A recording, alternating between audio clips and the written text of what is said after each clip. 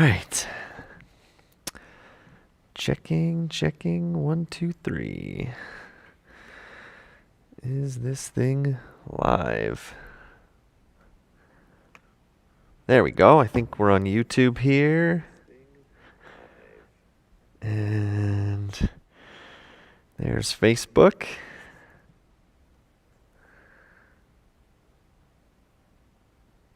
And there we are on the website. All right. I believe we are live. So, hello everybody. And let me know if you can hear me and if we're coming in loud and clear. How's everyone's week been? Yeah, comment. Let me know you're watching. I'm just trying to make sure we're good to go on here. Yeah. So thanks for tuning in. I see a few people on Facebook. Might be frozen here. Oh, Norman says we're watching on YouTube. Sweet. So yeah, thanks for tuning in to another, this is week 3 in our walk through the book of Genesis. Oh, I see Kevin is watching on Facebook. Lori says good evening. Hey, Lori. Yeah, so as you hop on, just let me know you're watching. It's always fun to see who's actually tuning in. If you don't comment, then I can't necessarily see who all is watching, so I'm always curious to see who's tuning in. So, like I said, this is week 3 of us going through the book of Genesis. Just like I always kind of give some instructions at the beginning, as we go through, like we're going to finish up chapter 1, and then get into the first few verses of chapter 2 tonight. But as we go through, if you have questions or you want to make a comment or you need me to repeat something or clarify something, please type it in the chat. Let me know, and I will do my best to answer that. David and Ann are watching. Hey, David and Ann, thanks for tuning in. And yeah, that just makes it a little bit more interactive and fun as we go through this. So last week, we looked at the first 5.5 days of creation. I was hoping to get through the first 6 days, but just for sake of time, we stopped after the first half of day 6. So we looked at 5.5 days of creation. And just kind of trying to understand, how did God create everything? And I'm hoping that you saw some of the beauty and the wonder of this passage, because Genesis 1 is constructed quite beautifully, like the pattern of it, I guess. And so one of my things that I've been trying to do all along these last couple of weeks is compare the Genesis narrative to other ancient cultures' narratives of, their creation account. Because what's fascinating is that all of these other ancient cultures had creation narratives, basically stories or myths or legends about how the world came into existence, why we're here, what is the point of life, where did everything come from, all of these worldview questions that come up. And so all the, Babylon and Egypt and Assyria, they all had creation narratives. But what's amazing is the Genesis narrative kind of stands apart from all those other ones, because all the other ones have similarities, and there is some similarities between those and the Genesis account, but it kind of stands apart as very distinct in some very important ways. So, So day 1, I'll just give you a quick recap of the first 5.5 days. I see Emily and Peter are watching, and Frank is watching. Yeah, I think the website's not working right now. So, hopefully people that try to watch on the website can just come over. I think we should all agree that Pastor Andrew is the best pastor. Who is that on the... Trying to see who is that on YouTube. Okay, yeah, sure. The screen name is Tanjula, but I don't know who that is. I think we should all agree that Pastor Andrew is the best pastor. That's funny.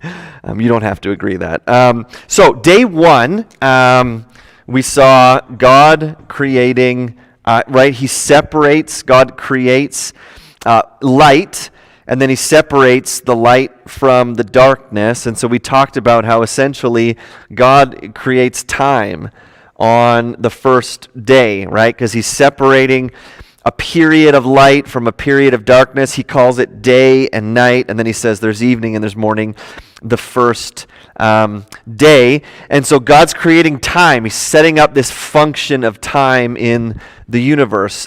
Day two, if you remember, God separates the waters, right? He takes some of the water and he puts it above, and he creates this expanse, which he calls heaven, which is essentially the sky. And so God takes some of the waters, puts it above this expanse. He separates the water from the water. And so really what God's doing is he's creating the atmosphere. He's creating the sky. He's getting the earth ready to be inhabited. So he creates space, essentially. Day three, then, if you remember, God, he gathers some of the waters up and he separates the water from the land, and so he creates dry land, and then vegetation. So I hope you remember from last week, like these first 3 days, it's like God is setting up functions and he's creating different spaces that are then going to be filled and inhabited in days 4, 5, and 6. So days 1 through 3 and days 4, 5, 6 kind of are meant to, they go together, right? Day 1 corresponds with day 4, and day 2 corresponds with day 5, and day 3 corresponds with day 6. And it's this beautiful pattern and structure that exists here. So, like I said, days 1, 2, and 3, it's like God is setting up a habitable planet. He creates time and space and land and food to eat, and now he's going to go and fill those spaces. So then day 4, God, and this is the parallel, right? Day 1, God creates light, and he separates light and darkness. And then day 4, he creates the sun and the moon and the stars, right? That's the thing that fills day 1. And so he creates these lights in the sky, sun, moon, and stars, to serve as signs for the passing of time and to separate night from day and to illuminate the earth. And so we talked a little bit about how, in other ancient mythologies and creation narratives, the sun and moon and stars were seen as gods. And here, God is making them. They're not eternal. They're made and they're created to serve humanity, not the other way around. And so there's some distinction there. And then on day 5, God basically fills the water and the sky with animals. He creates birds and sea creatures.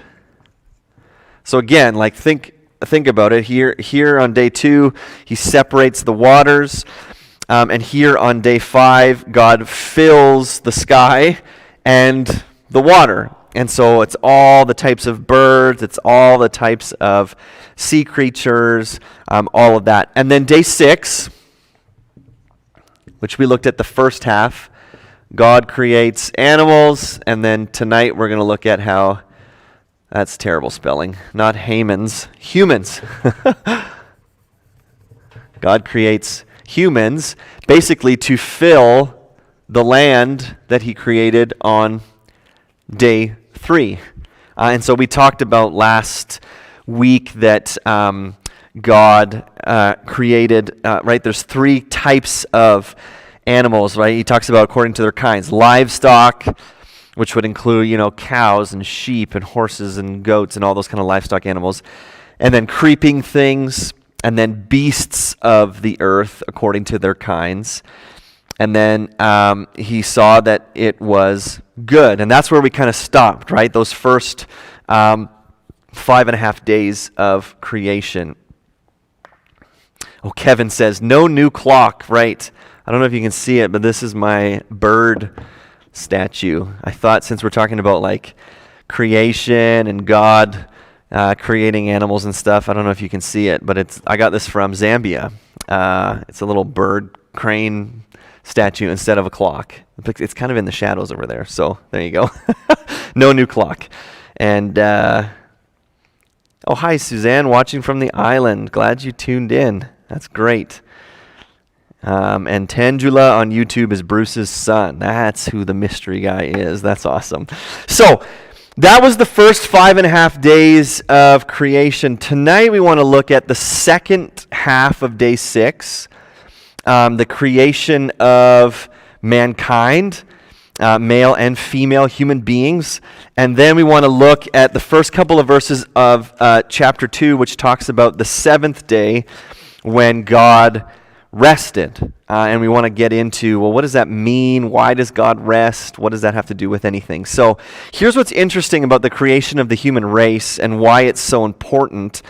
Actually, all of Genesis 2 pretty much is devoted to an expanded description of the creation of human beings, which we're going to look at next week. Some people have said, well, maybe Genesis 1 and Genesis 2 are two different creation accounts, but I actually don't think so. I think Genesis 1 gives us this big overview, including at the end the creation of human beings. And then Genesis 2, it's like it zooms in to an expanded description of how God created human beings. But really, humanity is the crowning achievement of God's creation.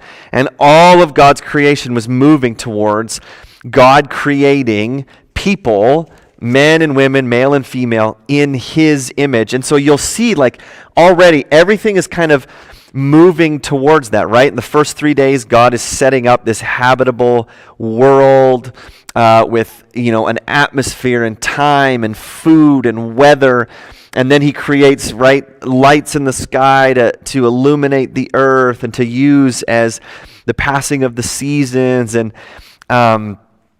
to separate light from darkness. And then he creates all these animals, which we're going to get to, right? Human beings are meant to have dominion over all of these animals. So everything in creation is moving towards this climax on day 6, essentially, and God's crowning achievement. So let's read Genesis 1:26 to 31, and then we'll kind of unpack that, and then we'll look at the 7th day. So jumping right in, this is right after God creates the animals, and God saw that it was good. Verse 26 that says, "Then God said, 'Let us make man in our image, after our likeness, and let them have dominion over the fish of the sea, and over the birds of the heavens, and over the livestock, and over all the earth,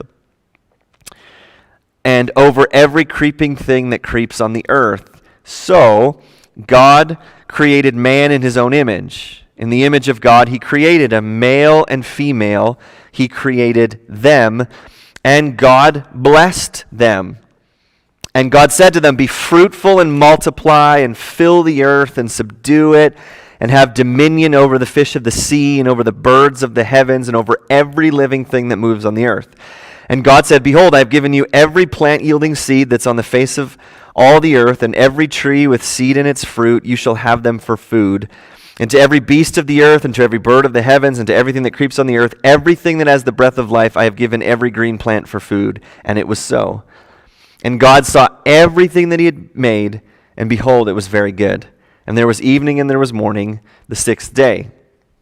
So here we have, right, the creation of human beings, and there's a lot in this, and there's so many ways we could go as we talk about this.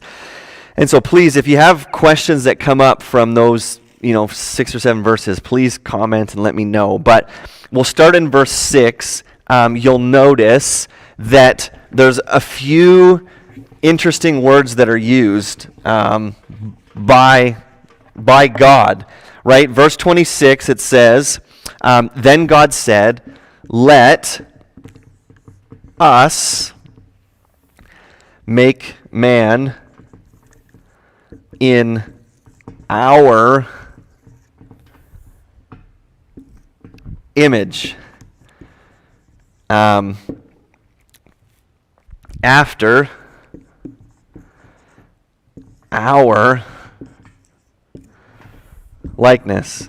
So you'll notice that there's plurality used in verse 26, and we haven't seen that.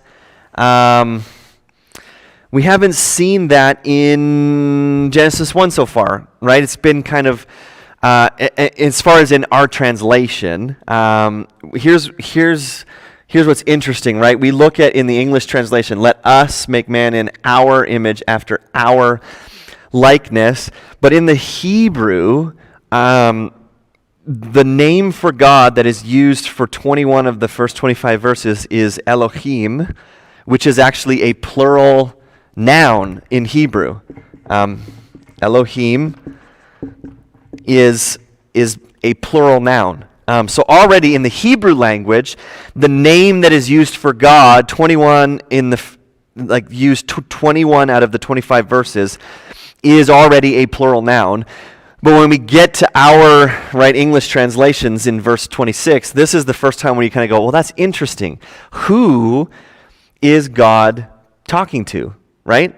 Cassie asks, are there any other places in the Bible where God refers to us or our? Yes, there is.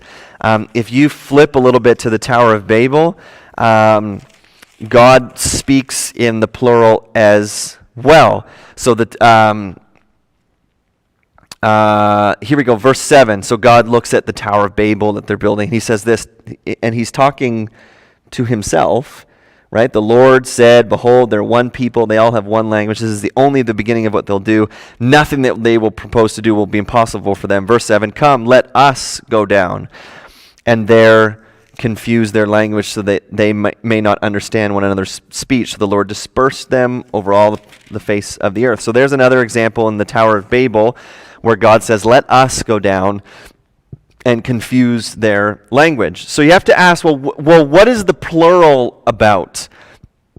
And so there's debate, actually, over what could this plurality mean, right? And so there's 6 real possibilities of what does it mean that God says, let us make man in our image after our likeness. The first one would be, well, us refers to other gods. That could be a possibility, right? If you believe in pantheism, that God, Elohim, right, God the Creator, is just one of many gods, well then maybe, right, maybe God's saying to the other gods, hey, let us make man in our image. Now, if you were an ancient Babylonian or an Egyptian or an Assyrian, that would be no problem because they were all pantheists. They all believed in multiple gods. So that's probably how they would have interpreted, oh, okay, well, there's plural here, so there's obviously multiple gods. But we know, right, you get to Deuteronomy 6, and this is what God says to Israel. Hear, O Israel, the Lord our God, the Lord is one, right? So there's only one God, and there's spots in Isaiah and there's spots in the Psalms that talk about no. God says, "I am God; there is no other." So it can't be that God is speaking to other gods, right? That doesn't fit the biblical narrative. Secondly, some have said, well, maybe it's referring to the heavenly court. So maybe God is speaking to angelic hosts or other divine beings. Because, you get to some other places and it talks about other divine beings. It talks about kind of like a heavenly court that God has, essentially. And so whether these are angels or other kind of divine creatures, some have said, well, maybe God's just speaking to them. Now, that very well could be, but the problem is, like, God is saying that he's going to make man, so mankind, in our image after our likeness. And the problem with that is you and I, as human beings, we aren't created in the likeness of angels or other divine beings. There's a problem there, right? Because we're created in the image of God. So I don't know if I could say, well, yeah, God's just talking to other divine beings, because we're not created in those images, right? Some have said, well, maybe God is speaking to the earth. Because if you get to chapter 2, you'll know that God, like in the expanded story of how God creates human beings, we're actually made from the dust of the ground. So some have said, well, maybe God's saying, hey, let us, meaning, hey, you and me, earth, let's make man in our image. So I'm going to mold man out of some dust of the earth. And so maybe God's speaking to like the ground, the dirt. Fourthly, someone says, well, it's just a plural of majesty, right? The plural is just meant to pluralize the majesty of God and the majesty of what's going on. And so some have said, it's not really a plural. It's just meant for us to kind of be able to try and comprehend the majesty of it. Fifthly, some have said, well, maybe it's a plural of deliberation. So basically, it's maybe God speaking to himself, right? And so, some of the examples were given. I don't know if you do this, but some people speak to themselves while they do things, right? And so I don't know if you've ever been driving. You're like, well, maybe we should go to the post office before we go home. Like, so I guess some people talk in the plural while they talk to themselves. I'd be interested. Does anyone watching do that? Do you just kind of have a running commentary as you do life? Yeah, maybe we should go and do that. So some have said maybe God's just talking to himself, right? And it's just a plural of deliberation. God is, he's just like us, right? He talks to himself while he does stuff. So maybe it's not an actual plural. It's just the language that's used. And then sixthly, some have said God is speaking to the Spirit. And so maybe verse 26 is a Trinitarian understanding of God, but just using less direct terminology. So, right, if you think of the Trinity, and that's the theory that I would hold. I think verse 26, we're getting a hint, a clue of the plurality that exists within the Godhead. Now, here's what I would say. I would say it would be too far to say, yeah, Moses, he's writing this, and Moses was a Trinitarian monotheist, right? I don't think we're not saying that Moses believed that, yes, God was 3 in 1. I don't know if you could go that far, because I think when you talk about progressive revelation, as the Bible goes along, we are more and more is revealed about who God is. And so later on in Israel's history, there's talk about a Messiah and that he'll be divine, and then it kind of goes into Jesus. And then in the New Testament, the doctrine of the Trinity is expanded, and it's progressively revealed. So I don't think we can say Genesis 1:26, Moses, he was a Trinitarian. I think that'd be going too far. However, you and I, though, we read the Old Testament always in light of the New Testament, and you and I know that God exists as a Trinity, right? God is eternally Father, Son, and Spirit, right? He exists as a Trinity. He is one God who exists as 3 persons. He's not divided into 3 parts, right? It's not like God the Father is a third, God the Spirit is a third, and God the Son is a third. That's not what we're saying.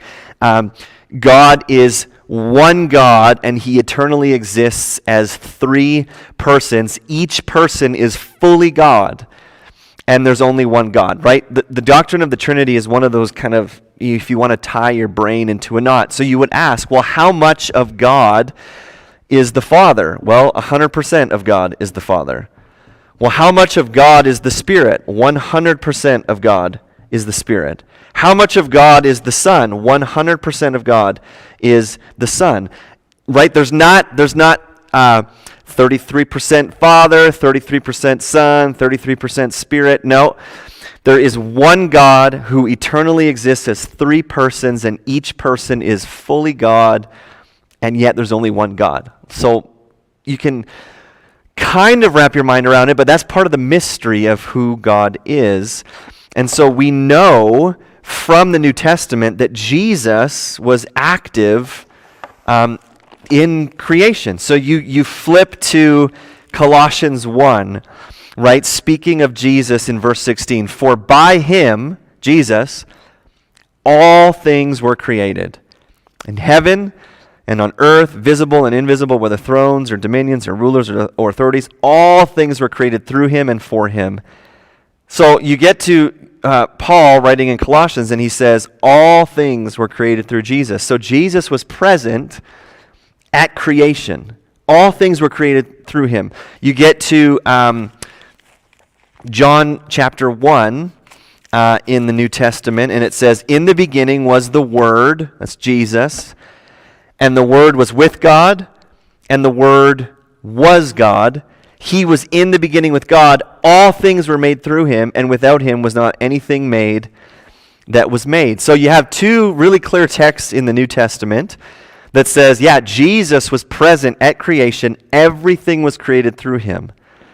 Right? So then you read Genesis 1 through the grid of the New Testament. We should never read the Old Testament as if the New Testament never happened. No.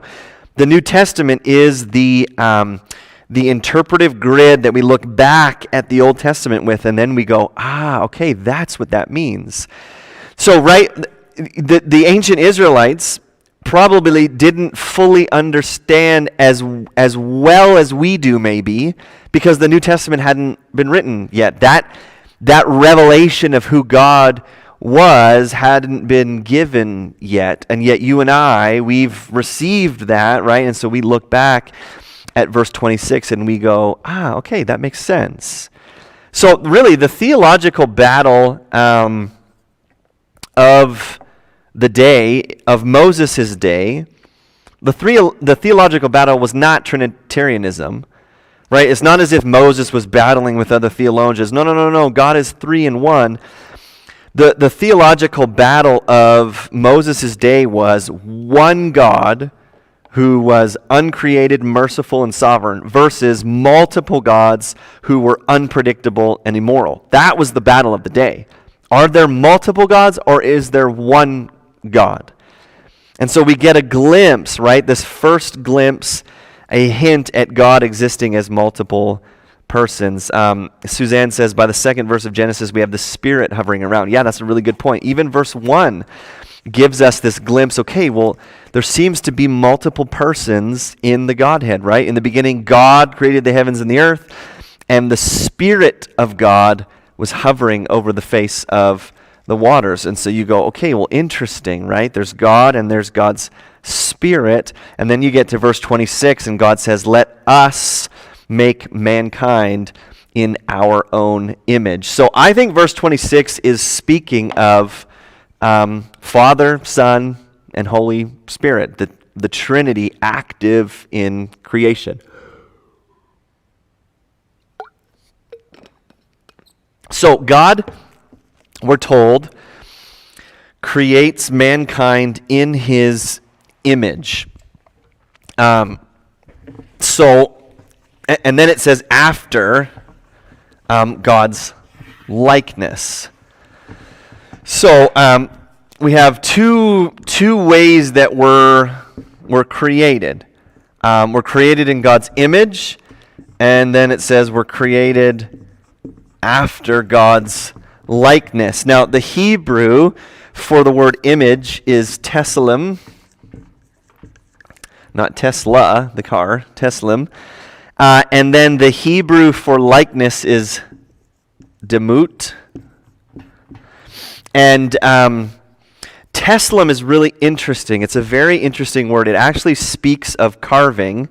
Teslim is basically the word for idol, which is really fascinating. Here's what's fascinating, because throughout the Bible, and you get to Exodus and you get to the law, and what were the Israelites commanded?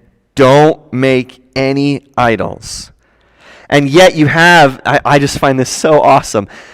God creates human beings in his image, teslim, which is the word for idol. So why don't we create idols of God? Well, God essentially is saying, well, I've already made idols of myself, images of myself. They are image bearers. Same word used, right? So no, you don't need to make an idol to worship me. God says, no, don't do that. And God is saying, basically, I already have a bunch of images, right? I've created a whole bunch of images of myself. Now, these words, image and likeness, it means something similar, but not identical. So these words can be used as like parallel phrases, because some have said, okay, what does it mean that we're made in God's likeness? Image, right, and we'll get to it, maybe that means our brains and our spirits and morality and all these types of things, but some have said likeness, does that mean that like physically we look like God? And I don't think so.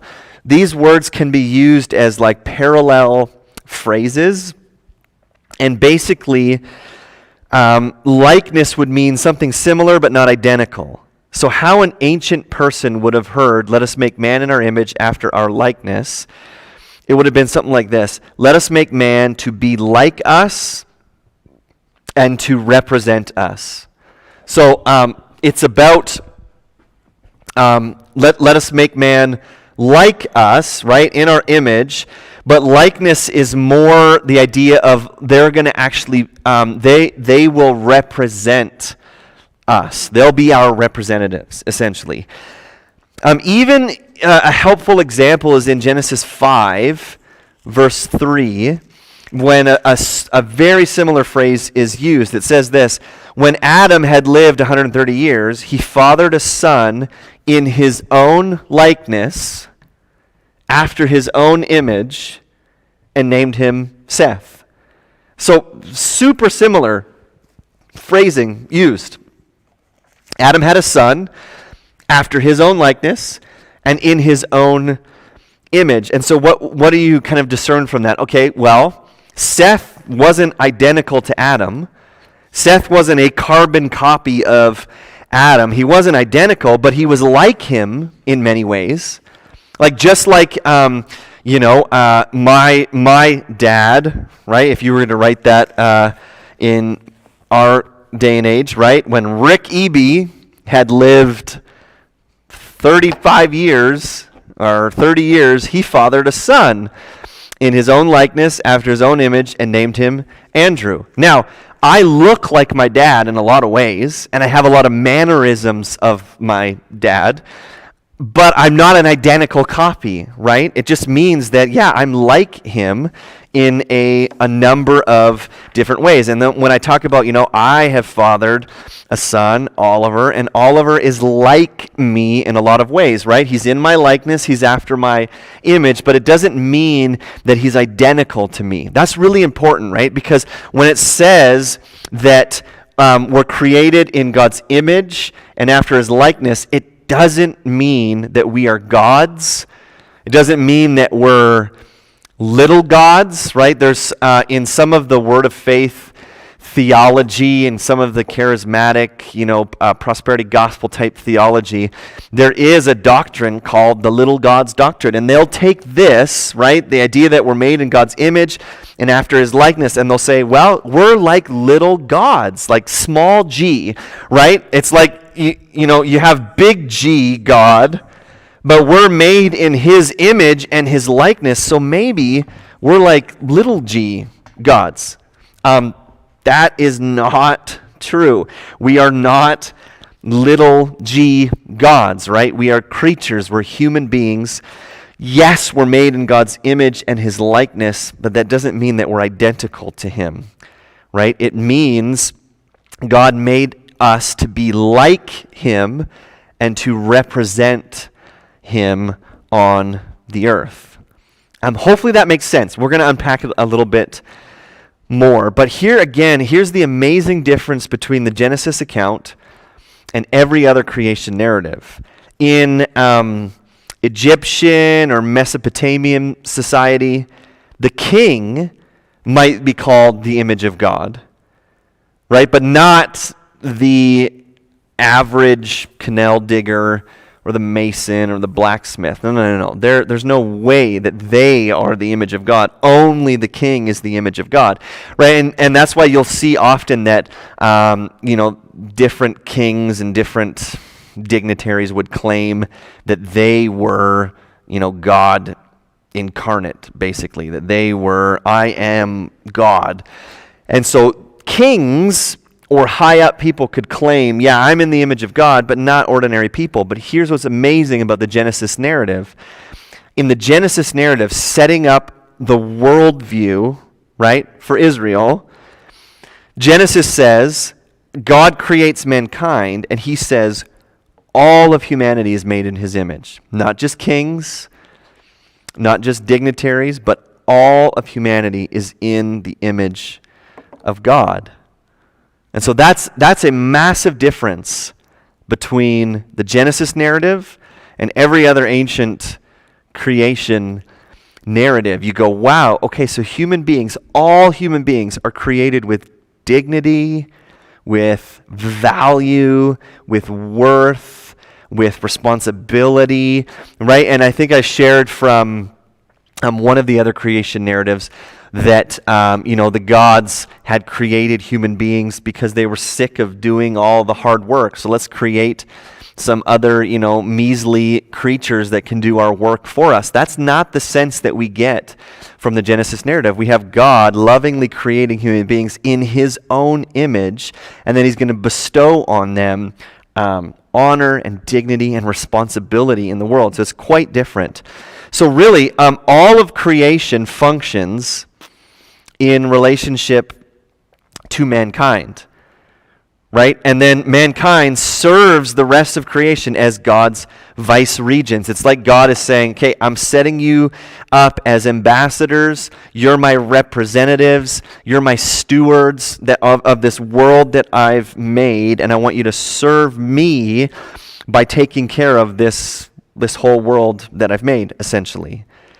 So it's amazing that other Near Eastern accounts show creation was set up to serve the gods, and here we have the one true God setting up creation for the benefit of humanity. So the Genesis narrative really does, it kind of stands apart from the rest of these creation narratives.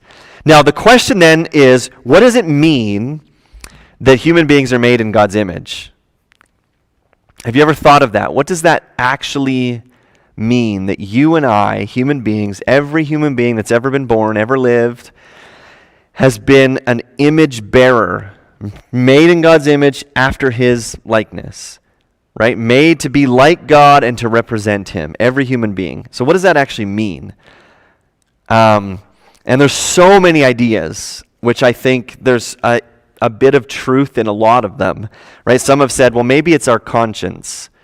The fact that we're like conscious beings, right? That we're actually self-aware, right? Animals are not, they're alive, but they're not self-conscious, right? Animals aren't morally aware, so maybe it has to do with that. Maybe it's our soul, right? The fact that you'll get to Genesis chapter 2, and it says that God actually breathes into the first human the breath of life, right? And so some have said, well, maybe the fact that we have a soul, a spirit, right? Maybe that is what makes us like God, because God is spirit. Maybe some have said maybe it's the original righteousness that human beings had, like freedom from sin in the beginning, that we were like God in that way, that we were righteous and holy before the fall. Some have said maybe it's our ability to reason, the fact that we can actually use our minds and reason and use creativity. Some have said maybe it's our emotions, the fact that we can feel love and empathy and pain and compassion and grace and mercy. Maybe it's our emotional capacity as human beings. One author I read said his opinion was being made in the image of God boils down to personhood. We are persons, right? Capable of relationships. Human beings are capable of fellowship and loving other people and communion with others. And we have an incredible ability to use language, right? And have conversations and share our thoughts and our attitudes. And so to a certain degree, I think there's truth in all of those answers, right? Because animals don't do this.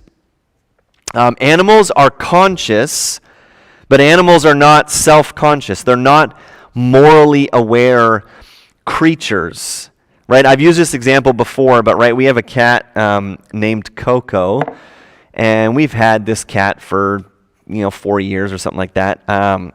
Great cat, love him to death. But my cat doesn't sit outside at night looking up at the stars, wondering what his purpose in life is, right? Animals don't do that. Animals don't look up at the stars and go, who am I in this big, vast universe? Animals don't do that. Animals are not self-aware, self-conscious, individuals. They're animals, right?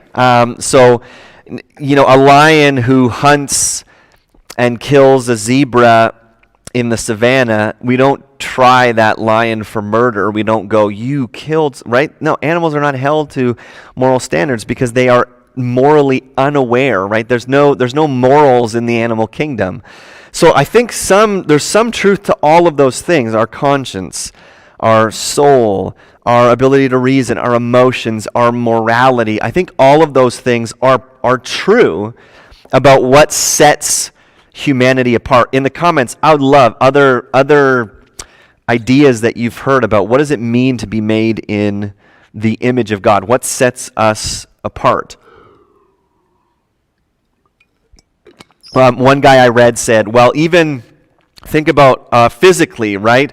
We're upright and we can gaze up at God, and all animals are and I'm like, well, I don't think it's actually anything to do with physicality or our physical bodies. That can't be what it means to be in the image of God.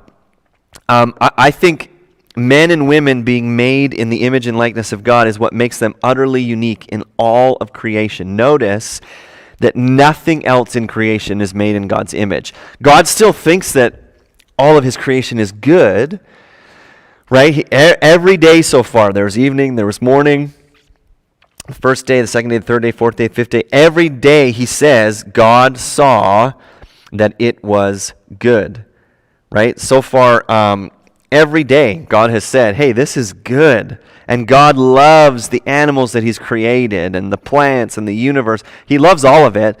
But nothing else in the universe is created in God's image. Not even angels. Nothing besides human beings, which is quite unbelievable, right? Now, here's what's really interesting. If you believe in an evolutionary worldview, that worldview of naturalism and biological evolutionary processes completely takes away the uniqueness of humanity and takes away being made in God's image and likeness, because if evolution is true, if that is how the world came into being over billions of years through natural selection, everything that exists today evolved from nothing, right? Over billions of years, it went from just atoms to ooze to insects to da-da-da-da-da. Then that means you as a human being, you have zero worth. right? If the evolutionary worldview is true, human beings have no worth, no value in the universe.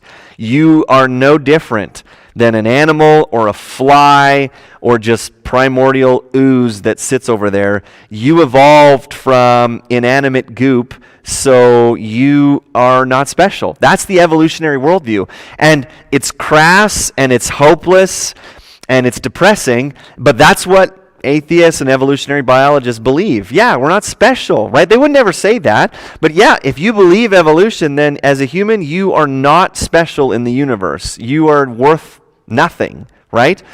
And then you can get into all sorts of things about morality and right and wrong, because if human beings are worth nothing, well, then who cares if I kill someone? I'm just freeing up resources for other people. And you can get into a whole bunch of interesting dialogue about morality and right and wrong, right? So even I'll give you an example, right? If natural selection is true and we're just nothings in the universe trying to survive and vie for resources, then when a tsunami wipes out 100,000 people, we should celebrate. Right? When a tsunami wipes out 100,000 people, if you believe in an evolutionary worldview, you should applaud and say, yes, less people vying for my resources. Right? But no one says that. When a disaster happens, we jump in to help. We search for survivors. If we really believe in evolution, we shouldn't try and revive anyone. We should just let them die because it's less strain on our resources. So the evolutionary worldview breaks down when you begin to think logically and practically. No one lives like that, right? Suzanne says, I've always thought that part of our similarity to God lies in our ability to both create and appreciate works of art and to appreciate the beauty of creation. Yes, I agree with you. Again, right, you think about the difference between us and the animal kingdom. Animals don't sit down and enjoy a sunset because that's not in their ability. So, and yet we do, right? And we enjoy creation. And it actually, not only do we enjoy it, it like moves us, right, on a deep, profound level. So I agree, Suzanne. I think that's one aspect of it. So the evolutionary worldview removes the uniqueness of human beings created in the image of God. Now, if you're a Christian who believes in the evolutionary process, like maybe God used evolution to create everything, then you run into a whole mess of problems. And I'll give you an example. When I was a youth pastor in Maple Ridge, there was a guy in our youth group named Brogan, and he was a new believer. He had become a believer. I was part of the process of, sharing the gospel with him. It was really exciting. But then as he kind of studied more about Christianity, he was a very scientific person, and I still remember this conversation.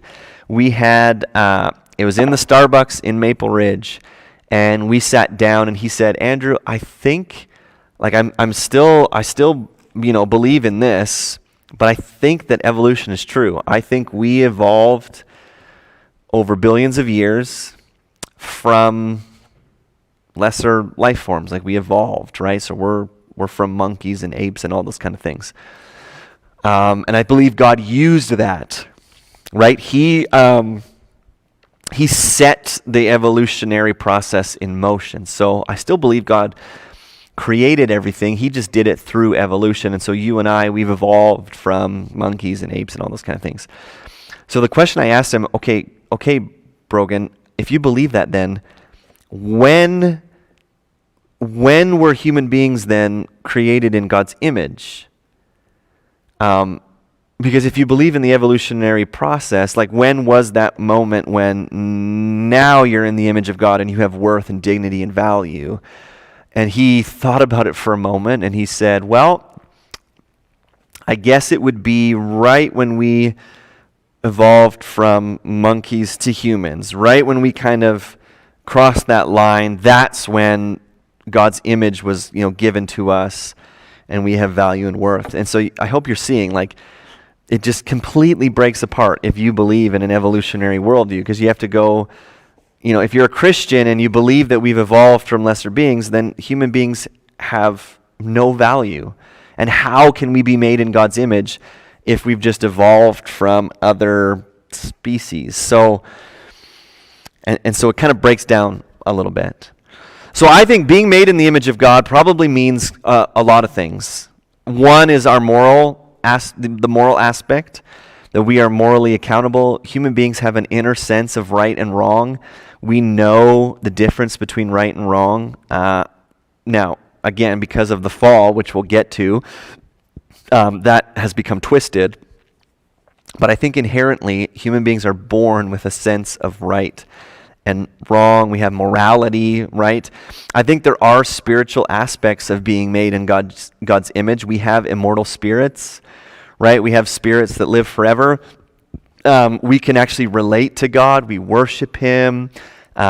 We pray to God. I think there's mental aspects of being made in God's image. You and I as human beings can think logically and we can reason. We have complex, abstract language. You and I have an awareness of the distant future. We've got creativity like Suzanne was talking about. I think there's relational aspects of being made in God's image like marriage, family, love, friendship, etc. So I think it can be and probably is all of those aspects, right? That kind of separate us from the rest of God's creation. However, I think the text actually gives us a big clue to what it means to be created in God's image, right? God says, "Let us make man in our image after our likeness, and let them have dominion." And then he says, over the fish, over the birds, over the livestock, over all the earth, and over every creeping thing that creeps on the earth. I think a big part of us being made in God's image is the dominion that God has given us over His creation, right? We are created. Part of being made in God's likeness is that we're here to represent Him on the earth. So I think that's a massive part of what it means to be made in God's image. Notice that God doesn't say to the animals, "Hey, I want you to have dominion over this animal realm." Notice that, right? God says to the animals, "Be fruitful and multiply," but that's it. He doesn't say to a certain bird, "Hey, be fruitful, multiply, and have dominion over all the other birds." Or like He doesn't go to the livestock and say, "Hey, I want you to have dominion over all the other livestock." No, He says it to human beings alone. "I want you to go and have dominion over all my creation." So I think a massive part of being made in God's image is that we were created to represent Him by having dominion over His creation. Now, that doesn't mean that we dominate His creation, right? That doesn't mean that we just abuse His creation and do whatever we want. It means that we actually care for. And that's why you get to Genesis 2, which we'll get to next week, and God puts the man in the garden. And what is his job? Work it, keep it, like care for it. And then what? Name the animals. I want you to have dominion. So I think when you and I exercise dominion over God's creation, I think you are imaging God the Creator. And so, it sounds silly, but we do this all the time, right? So I think about we're in the process of moving, so we don't really have a house, but next week we'll be in our new house. But last summer in our duplex, in our backyard, we got these flower boxes, but we decided we're going to grow some vegetables in them. And as we're planting seeds, and as I am pulling weeds, and as I'm it sounds silly, as I'm taking care of my cat and dog and feeding them, and as I'm mowing my lawn, and as I'm pruning my choke cherry tree in my backyard, and as I'm pulling up the carrots and rinsing them, like that's us in a very real way having dominion over God's creation, right? I'm caring for it, and I'm keeping it, and I'm exercising the image of God in those things, right? So I think we do that, all of us do that in so many different ways. When I care for my kids, right? And that's one of the things that God commands the people to do. Be fruitful and multiply, fill the earth. So basically have more, have babies, make more image bearers, right? And then have dominion. So that's one of the ways that we image God in our daily lives, by having dominion and taking care of his creation and the animals and the plants and the things on this earth. So yeah, like I said, God blesses the first human beings, right? Verse 27 is just like a repeat. So God created man in his image. In the image of God he created him. Male and female he created them. So here we go. We've got two genders, and I know this is because our crazy culture has decided to separate sex and gender, and that concept is actually a very new concept that kind of was birthed out of oh man, we don't have time to get into this, but the feminist movement and the sexual revolution and all these kind of things birthed this idea. Well, maybe sex and gender are different. Maybe you can be a male, but you're not actually a girl, and that is a new concept, right? Biblically speaking, when it says male and female, he created them. Biblically speaking, there are two genders, male and female. Gender is completely tied to your sex, your anatomy, right? XX or XY is your gender, essentially. But what's fascinating, and we're not going to go down that rabbit trail because I would encourage you, we have a sermon series on our website called In His Image, where we unpacked all of that kind of stuff. And I don't want to get into that. I want to stay here. But it's fascinating because now it's not just men who are created in God's image. Right? God says there's male and female created in his image. I think that's really interesting. If you want a full, complete picture of the image of God, you need males and females, which is fascinating, right? And so verse 27 is that kind of summary thing. So God, he created mankind in his own image. He created them, male and female, he created them. So God creates a male Adam, and he creates a female, both sharing the image of God. Not one more than the other, both created equal in dignity and worth and value, both image bearers. Right? And then it says God blessed them. And God said, be fruitful and multiply, fill the earth. So that's, I want you to reproduce. I want you to have more kids. I want you to make more image bearers. And then he repeats himself, have dominion over everything, essentially, over every living thing that moves on the earth.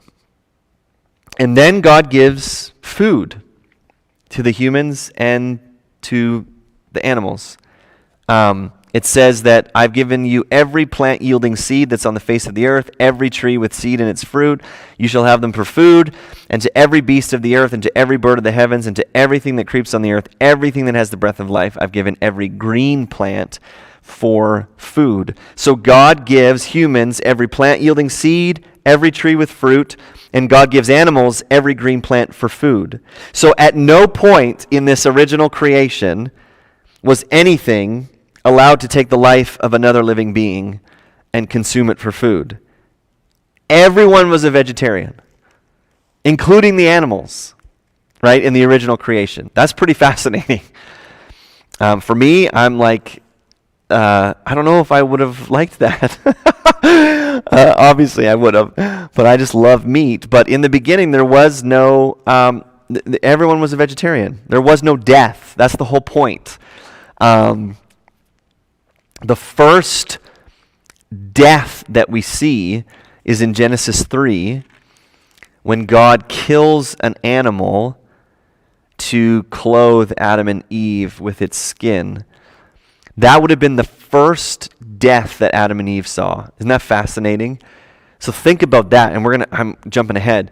But Adam and Eve have sinned, rebelled against God, and then they would have seen the first death They would have never seen death before that, because death is a result of the fall.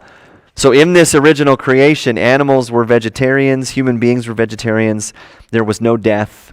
They all ate plants. And then in verse 31 it says, "And God saw everything that he had made, and behold, it was very good." So God doesn't say it was just good. He looks at everything he made and he says it's very good.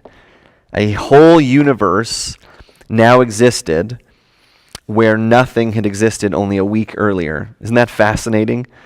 Yeah, I think that's so cool. Now, day 7, or I don't know, are there any questions about day 6 and the creation of human beings? If you want me to get into a little bit more, any thoughts or comments or questions about that? We're going to talk about day 7 real quick. But any comments, any questions? I thought about, there's a lot of rabbit trails we could go down. And maybe we'll get into some of those rabbit trails later as we go.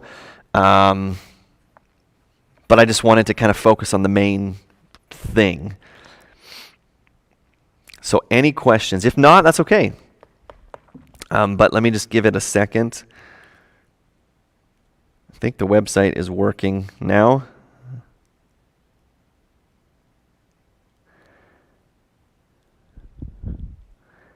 All right, if there's no questions, then we'll move on to day 7 of creation. That's the first 3 verses of chapter 2. So it says this: "Thus the heavens and the earth were finished, and all the host of them. And on the 7th day, God finished his work that he had done, and he rested on the 7th day from all his work that he had done. So God blessed the 7th day and made it holy, because on it God rested from all his work that he had done in creation." So day 7 of this creation narrative, God creates everything in 6 days. On day 7, it says God rested from the work that he had done. Now, the question is, why does God rest? Right? The rest of day 7 can be quite baffling to modern readers, because we go, well, wait a second. Why does God spend a day to rest? Right? And when I think of rest, like, is he in his hammock, taking a nap? Like, why does that happen? Because even read Isaiah 40, verse 28. "Have you not known? Have you not heard? The Lord is the everlasting God, the creator of the ends of the earth. He does not faint or grow weary. His understanding is unsearchable." So Isaiah 40 says God never grows weary. So it's not as if he's tired from creating. Psalm 121, verse 4 says, "Behold, he who keeps Israel will neither slumber nor sleep." So God doesn't need to rest. So why does he rest then? Now, here's where it helps to learn how ancient minds worked. In ancient minds, deity, or a deity rested in a temple and only in a temple. And that's what temples were built for. Temples like the Babylonians and the Egyptians and the Assyrians and all they would build temples because that was where their gods rested. And so in the ancient world, rest is what resulted when a crisis had been taken care of and things had finally settled down. So if you think of the other creation narratives that exist, they all involve a conflict of some kind and then a battle, right? You have Marduk ripping the sea goddess in half, and and there's this big battle that happens, and then once the gods had taken care of that and the crisis was over, then the gods would be able to rest in their temples. So here we have a picture, I think, which is really amazing, of the whole universe being God's temple. And so there was no real conflict in the Genesis narrative. There was no battle that God had to do. He simply spoke and things came into being. But now God rests. And remember, in the ancient world, a god only rests in his temple, and we don't get to a temple being built for God until much, much later in the story. So here you have this picture of, okay, the entire universe is God's temple, and he's resting. Now, the Hebrew word for rest is significant.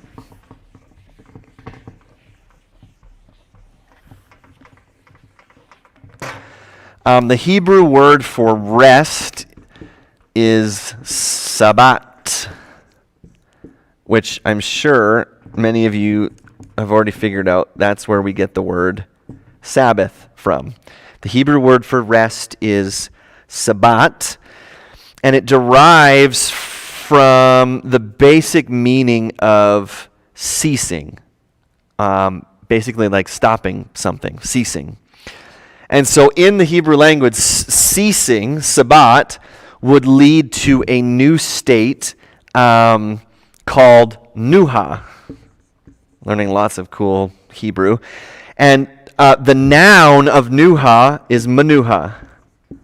And in the Hebrew language, Sabbat, ceasing, leads to this type of state, Nuha, Manuha. And it means a position of safety and security or stability.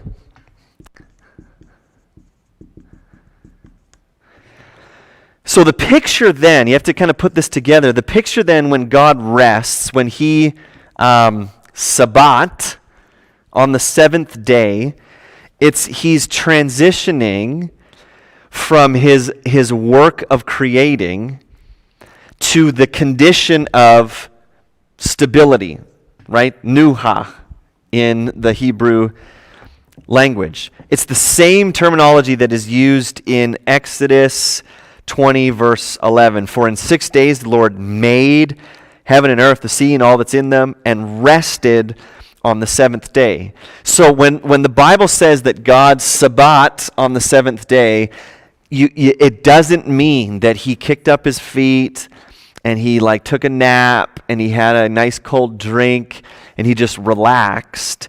It's a picture of God transitioning from his creating work, and it's like God's taking up his position in the control room, for lack of a better term, and now he's beginning his sustaining work of bringing safety, security, and stability to his creation. So that's what the ancient reader would have read. Sabbat is not God taking a snooze because he's tired. Sabbat is God transitioning from his work of creating to now his work of sustaining his creation. So even Psalm 132, verses 7 and 8, let us go to his dwelling place. Let us worship at his footstool. Arise, O Lord, and go to your resting place, you and the ark of your might. Well, God doesn't need to go to a resting place to take a snooze, right? That means, God, go to your place where you sustain and provide safety, security, and stability. Psalm 132, later on, 13 and 14, for the Lord has chosen Zion. He's desired it for his dwelling place. This is my resting place forever. Here I will dwell, for I've desired it. So in the ancient world, when a deity would rest in his temple, it meant that he was taking command. He was mounting to his throne. He was assuming his rightful place and his proper role. So really, Genesis 2, the seventh day, is using the language of the ancient world, and here's God disengaging from setup tasks, so to speak, and now he's beginning regular operations. Day 8 and onward, God is in the control room running the cosmos, right? It's not like day 1 through 6, I created everything. Day 7, I need to take a break. And then day 8, I'm going to start sustaining. No, day 7 is God transitioning into his work of sustaining the universe. Now also, here's what's interesting. We're told in Exodus chapter 20 that the rest of day 7 is our pattern as well. The Sabbath, the seventh day, is holy. right? It's set apart, and so we're supposed to, and there's a whole bunch of rules around the Sabbath in the Old Testament, right? They weren't supposed to work. They were supposed to actually take a day off and rest and enjoy God and enjoy His creation. The Sabbath was created for people, right? It's as if God is saying, hey, I've transitioned into safety, security, and stability. One day a week, you can just rest in that. You actually don't need to freak out about your wages and your food and how are we going to provide if I take a day off. God is saying, no, I've got it. This pattern is now you're going to just take a break once a week.